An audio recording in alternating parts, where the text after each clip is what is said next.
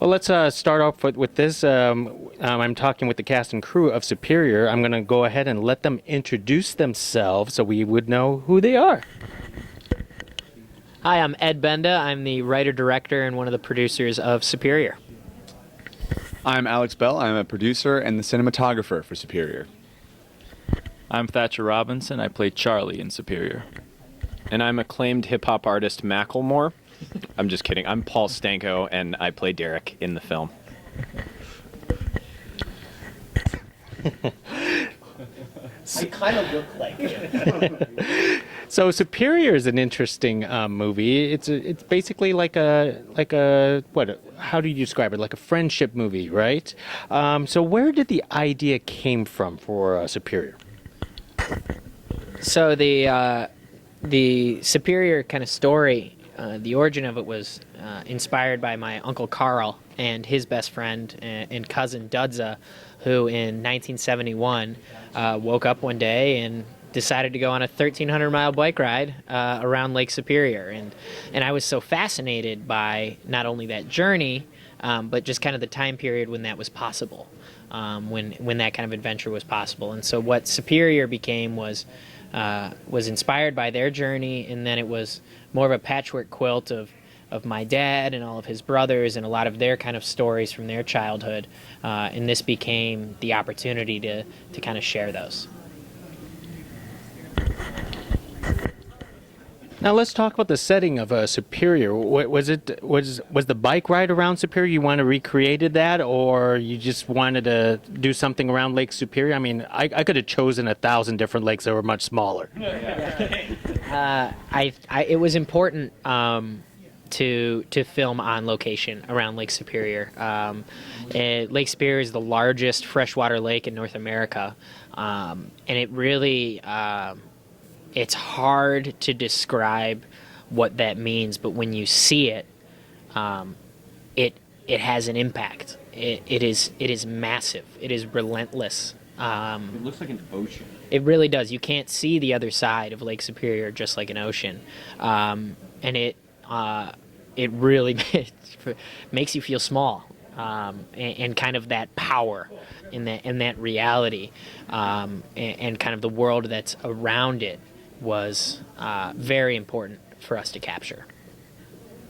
Also, just to clarify, we did not ride all the way around Lake Superior. That's something I'd like people to believe, but we didn't. Thatcher and I we did ride close to like 200 or 300 miles. I always say 300 because it sounds more impressive. 350. But yeah, 350, 400. We rode like 600 miles. 1,300. We did the whole circuit. Yeah, we did. Yeah. That's right. We did. rode Okay, around the lake. we did ride all the way around the lake, but yeah, twice, just to make sure we got all the shots. But it was, and you can still you can ride all the way around Lake Superior to this day. It's still a trek you can make if you're ambitious enough. Mm-hmm. And I would say I think something about it being important that it was Lake Superior. I mean, if you accomplish that, that's something that no one can ever take away from you, that you rode around Lake Superior. I mean, there's nothing that's like an odyssey in its own right that I think was important to what Derek wants to achieve, and Charlie as well. What about that you can always hold on to is that you did that. So I think that was very important to it, definitely. Now, there were a lot of important qualities of the film, friendship, Lake Superior, being outdoors. The question for Paul and Thatcher is, what was the one thing that you guys were really, that said, hey, you know what, I want to do this movie? There were a lot of different reasons. I mean, it's a shooting for a month living in a cabin with a total of 11 of us in the crew. You can see what you can do if everyone believes in a project where you don't need a ton of money, you don't need a ton of people. If everyone works really hard, you can accomplish something great. Something that just about the script itself is that the love between the two characters, just showing that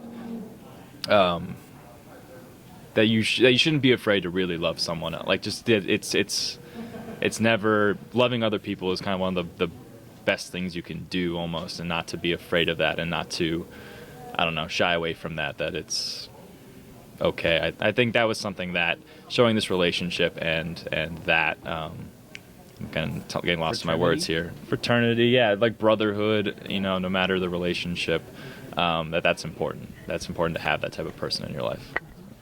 Definitely. I'm very honored to have had Thatcher be that guy in our collective lives on Superior. He was a fantastic actor, and Ed and Alex too. This whole team really was put together by that sort of fraternity and love and those bonds of wanting to take an adventure together, and it really shows through the movie. It's one of the big themes of our film, and I think one that really speaks so clearly because of the love and devotion that we all had to this project and to each other. I mean, gosh, there were 11 of us in a 9-person cabin for 28 days up in Michigan. I mean, that nothing will bring you closer than that. Yeah, 9 is generous. It was like extended summer camp with about as many of the resources and comforts. And it really does. When you strip away all of those luxuries and things, relationships and trust are really the most important qualities that you can find in other people. And I think this movie shows that brilliantly. Also, one of the things that really speaks to me about this story still when I watch it is the kind of absolute compassion that anyone can find for people who are at a crossroads in their life. I think it's a universal feeling to not know where you're going or what direction life is taking you in, and that really the choice is to either stand on the shore and watch life pass by, or to jump in and grab life kind of by the horns or by the handlebars, as the case may be. But stupid punmanship aside, Of the movie. yeah, grab life by the handlebars. But the stupid pun aside, this really is a movie about seizing your life and the moments in it that are important to you, and I think that's something everybody can relate to. Absolutely. Grab life by the handlebars. Paul and Thatcher, I mean, you guys have a pretty good chemistry, and you guys are supposed to be, friends or cousins or something. Both of those things. Could you guys talk about how you guys developed that chemistry? I mean, did you two have to go on your own camping trip and ride around the neighborhood on bikes first to develop that chemistry? Yeah. Well, we were all kind of lucky in the sense that we all had a bit of familiarity with each other before the filming process started. We all attended USC together, and like I said earlier, this family only grew as we filmed the movie. So the bonds that were already there were strengthened by this process, and it really, that was kind of one of the lucky things, that we didn't really need to develop chemistry. It was kind of already there inherently, and Ed did a wonderful job helping coach us through a lot of the moments where maybe that needed to be strengthened for the film itself, to bring that across. But it really was, it was there. Yeah. Blonde dudes stick together, as you can see. And I think as well, Paul and I come from the same acting school, pretty much. We have the same acting teacher, and that's how Paul got me onto the project. Ed approached him, and then Paul and I had class together, so Paul approached me to audition for Ed. And I think that sort of, we were in the thick of it, always with other people, always with each other, not being apart from each other for a month, but we knew we had the same philosophy on acting and could always talk about that. So we were never mad at each other off screen. We were always very open to discussing our troubles and our issues and working through things together. So I think that helped really keep it always fresh and keep it. And when there are troubles in the movie in our relationship, it was because we weren't afraid to go there. We knew it didn't mean anything about what we thought of each other as people. And yeah. And Alex, actually, do you want to talk about, this is something that doesn't often get talked about, but the chemistry behind the camera between the team of, like, the production team of Superior? Because that was crucial to this film, in my opinion. Yeah, absolutely. So we started off this filmmaking process with a road trip from Los Angeles to the Upper Peninsula of Michigan, and brilliant move by Mr. Benda here. Start off a road trip movie with a road trip, and between that and then living together in the same cabin and eating our meals together and fighting over who gets to sleep in which bed. There was kind of just a camaraderie that was built that I think is very special for this feature especially, and I'm sure a lot of people who are able to spend months together and weeks together are able to build up this kind of friendship. So with us, it was great because you would spend 12 or 14-hour days working and sweating and getting eaten by bugs and burnt by the sun and physically exhausted from everything that you're doing. And then we had to go back to a cabin and live in close quarters with the same people.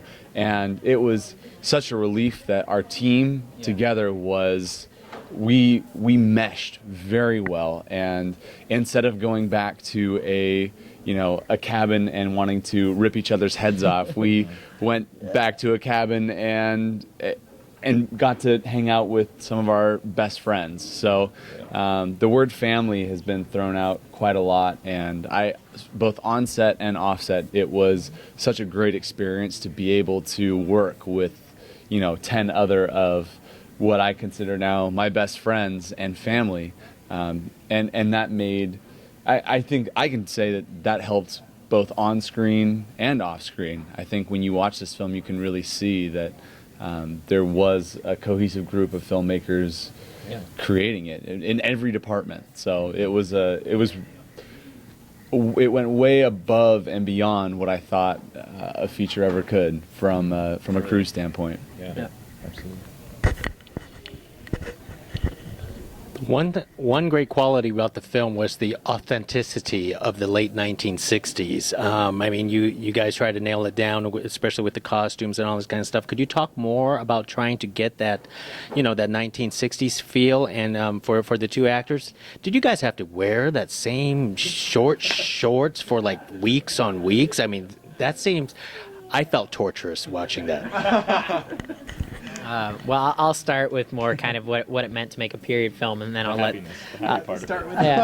let these guys talk shorts.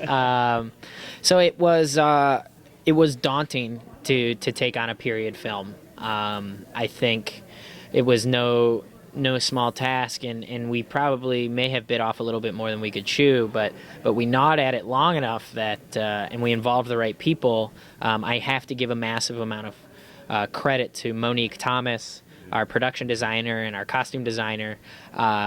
She got involved in this project very early, and she hit the ground running with the time period, and she educated me on what the world was like in 1969, and I would kind of educate her and help her understand this world that we were taking off towards in the Upper Peninsula of Michigan. I think the most important contributing factor to our being able to successfully capture this period was we were filming in the Keweenaw Peninsula of Michigan, which was built basically at the turn of the kind of the 20th century. So back in the early 1900s, it was built on the copper industry by blue-collar people. And in that sensibility, in those buildings, in those towns, in those structures from, the early 1910s and 20s all the way through the 30s and 40s, 50s, those buildings still stand. And those buildings are where we were filming, and those homes are where we were filming. The old miner's cottage, those are all kind of from that time period. And so for us to film there, a period piece, it wasn't as huge of a challenge as it could have been because the world was already built for us. We just had to point the camera in the right direction. And that direction was pointed at our shorts. Yeah, we had shorts for the entire film during a very bug-laden season and cold weather, and not the best environment to wear shorts. And if I'm going to wear shorts somewhere, it's not going to be there In the backwoods of Michigan. But I mean, honestly, the crew was very considerate on set about making sure between takes we were able to put on sweatpants, and that didn't stop all of the bugs all the time. I know, they're tenacious. But they will get through stuff. But Monique washed all the clothes every night. Like we were not wearing 30-day dirty, sweat-laden clothes. So What'd you look into? Did you do some background stuff for Charlie? Like, did you look into the '60s when you were preparing for this? I mean, Because I listened to a lot of the Beatles. Yes, and, yes, the yes, yes. Archies and all Yes. of that. Like, that was one of my favorite parts, was listening to music from that era. Yeah, no, I mean that's a huge part about getting into any era for me as well. Is that music is always transporting. It's always easy to put yourself in the shoes of someone at that time, hearing that for the first time. Yeah. Not through earbuds really, but I need to get a vinyl Yeah, we player. whipped out the old gramophone and put on the Not sure you know much about the '60s. That's right. But I think that was, I mean, so much of it also came from just getting to the area. The Keweenaw was so different from any other place I've ever been in my life. So getting up there and seeing the type of people who live up there, and as Ed has said, like a place that just still is suffused is the word, like just has that feel of an older time, a little simpler but not naive, just in with they hold on to their history there in a way that Los Angeles definitely doesn't too much. So I think there was a lot of that for us, getting accustomed to that nature and those people that did a lot of the work, in the place that we couldn't really plan for completely. Yeah. So, is there anything else? You did it. That was it. It appears to me that the crew put the cast through many different things, making them ride their bikes in the rain, making them eat dirt, making them climb up trees. I mean, talk about the torturous things that your director had put through. Yeah, guys, Help us! Get us out of here! Send help! We're not allowed to talk. I'm gonna blink answers to you.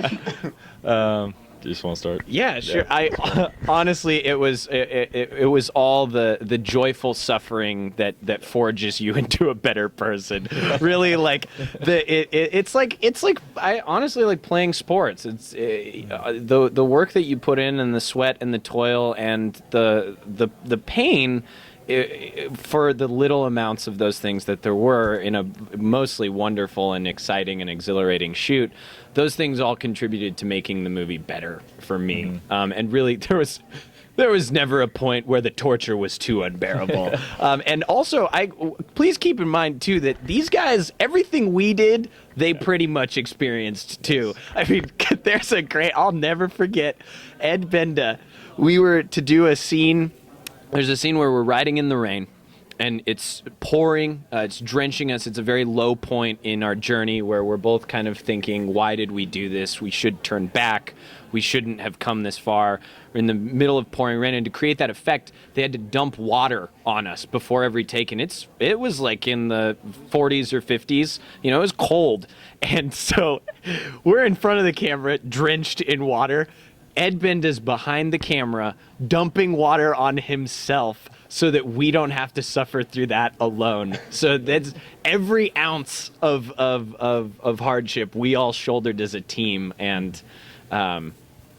the finger vices were pretty painful though. Yeah. That was hard. They're not being able to sleep when they kept blaring music at 15-minute intervals through the night. And the constant beatings. I mean, but all of that stuff is for the art, They released the Wild Bee. I would start every day by saying that the beatings will continue until morale improves. Ed, talk about it. This was a journey of friendship between two cousins and two friends going through around the lake. But you know what I found fascinating the most was all the eccentric characters along the way. I mean, you had this old this guy in the middle of the forest. You had a whole town that was exaggerating, the Minnesota nice. You betcha, that kind of stuff. And even a creepy funeral director. Talk about are these the people you really met in your life, or what? So these, so Paul and Thatcher are professional actors, but everybody else in the film were local people. They were all from the region where we were filming, and we held just an open casting session. We announced it in the newspaper and on TV and on the radio, and Anybody could come. Anybody could come, and a lot of people showed up. We had more than 100 people in one day who wanted to be involved, and kind of, so I had written the script with those characters, or I had written the script with who these people were that they were meeting along the way. But what was so fantastic about casting the local people was they would show up on set with their own sensibility and, their own interpretation of these characters, and that was more authentic than anything I could have written. So when you do see an exaggerated Minnesota Nice, it's not because that's what we sought out to do. It's because, that's who those people are. And they're wonderful, nice people. Yeah. And when you do meet Al in his cabin, that's Harvey Desnick. That guy is genuinely crazy. He is in the most wonderful, loving way, and he will be here for the premiere. And he is fantastic, and he is a fascinating human being, and his life story is incredible. And so I would have done a disservice to try to kind of pigeonhole these local actors. It was fantastic for me every day that we were shooting. I got to meet a new person, and those people were just the best. And I loved every minute of it. Also, you didn't get to see a lot of. You get to see what's in the film, but half, and I'd say even more of the characters were behind the scenes at all of the different locations and the buildings we went to and the restaurants we ate at, and everybody really wanted to be a part of Superior and was willing to offer, like their house or their bar or, their field or their bikes or anything to help us make this movie. And that's really kind of the magic of it for me, too. Yeah. And I'll tell one last anecdote about the kind of local people. Is there's a scene in the movie where they stop to get a pastrami sandwich in Minnesota, and a second waitress shows up under kind of the impetus that I heard things were getting a little busy. And that is one of the few rewrite moments that was inspired by an actual event. Is we were there location scouting, and we went to a restaurant, and it was only the 5 of us, and there was nobody else in the restaurant save for a couple barflies. And the waitress came out, and she apologized and said she needed to call in help because it was getting a little too busy. With one table of 5 people, and that was so fantastic. Yeah. And sure enough, another woman showed up, and she took great care of us. But that was God's honest truth. Is that's where that moment came from. Sometimes it gets a little too busy. Yeah. Well, that's the definition of Minnesota nice, right? They apologize and they become nicer all of a sudden with that. I have a couple of trivial questions. I was just curious while watching the movie, when you guys were hanging out with Al, what moonshine were you drinking? Oh yeah, these guys. You want to talk about what your dinner in Al's cabin? Oh, yeah, wow. Okay, so we'll get to the moonshine in a second, which Benda bathtub special. We actually, there's a moment in the cabin before where Al's drinking, and we haven't eaten in days, and he provides us this stew, this delicious stew, the nourishment, the manna of life that will allow us to continue our trek and our journey. And you see us, and we eat it, and we're just so happy to have eaten this delicious food. And Thatcher, what was that stuff? Should we just go ingredient by ingredient? I think Cheez-Its. Chex Mix. Coffee grinds? Coffee grounds and actual coffee. Beans? Pretzels. Peanuts. And anything brown they found on the property. Dr. Pepper. Yeah, Dr. Pepper. Which, by themselves, all delicious. Together, horrible. I remember when I was 10 trying to make magic potions in my house, and I think that was something I may have come close to achieving. Oh my gosh. That was, I think, some of the hardest acting we had to do. Absolutely, in the whole film. Well, you like it. We do, yeah, exactly. Yeah. Ed's off screen. Make it look more like you're actually enjoying. We definitely did a couple takes where it's like, yeah, this is horrible. It's like, spit it. Oh no, we haven't eaten in a while. Oh gosh. Yeah.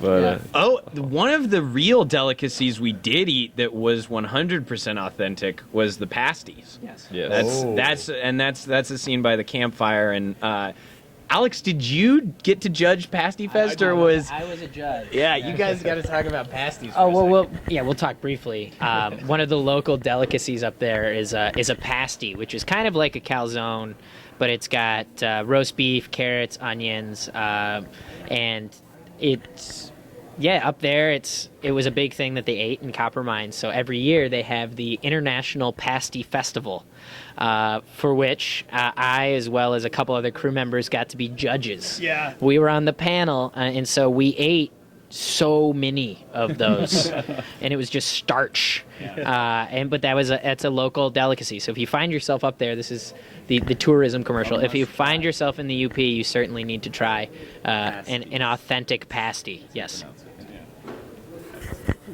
I am so updating your guys' Wikipedia page with the with the recipe to that.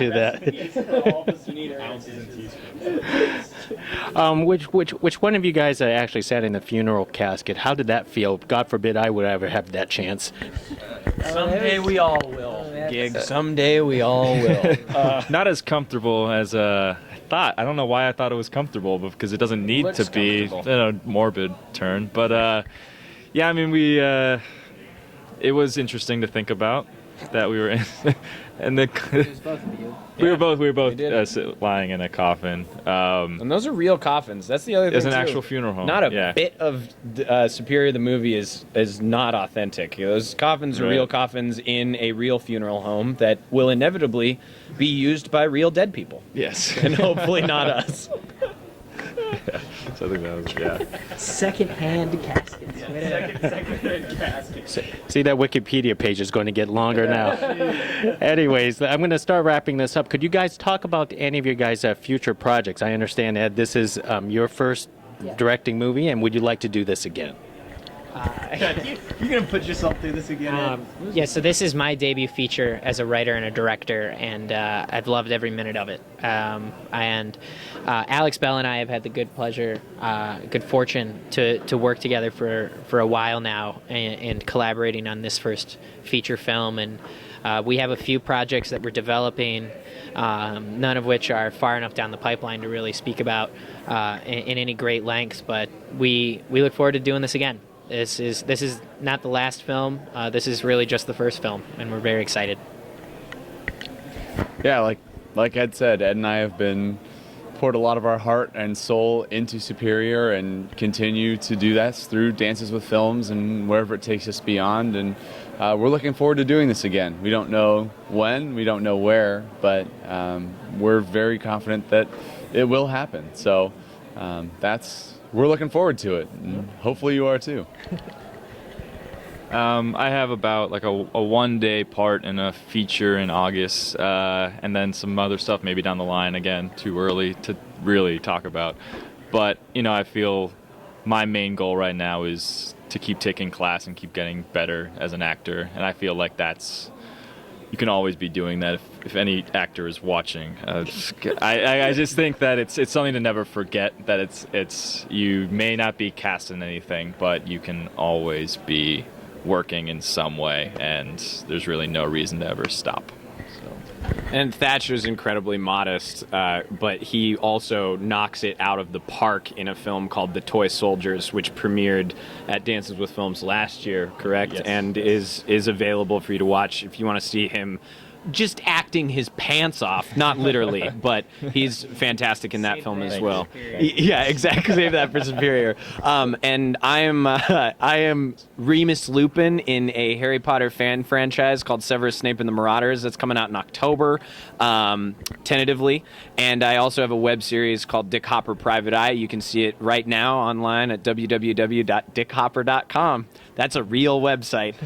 And I'm in a play right now called Might As Well Live, which is going up at the Hollywood Fringe Festival throughout June. So if you want to see me in real life, you can get tickets to that.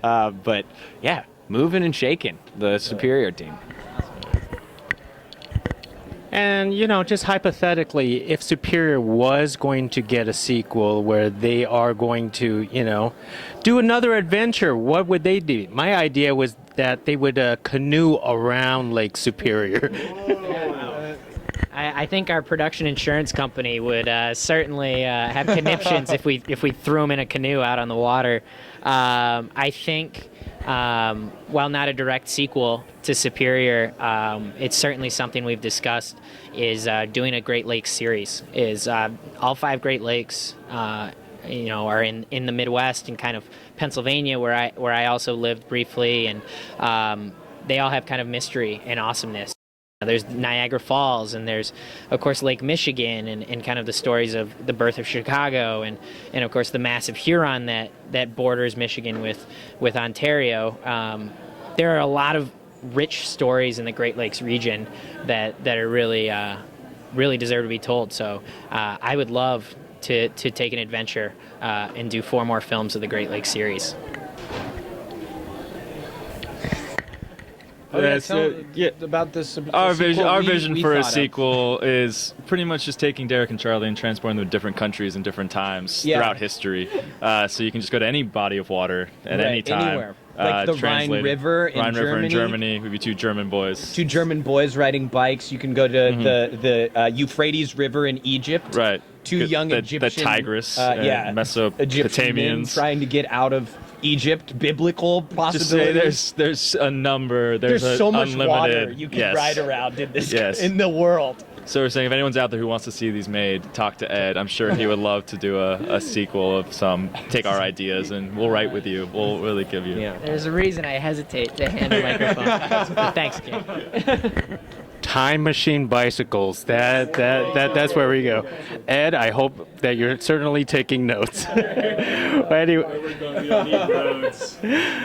Anyways, hey, thank you, gentlemen, for everything, and I want to wish you good luck with the rest of the film festival. Thank you for speaking with me. Thank you. Thanks, King.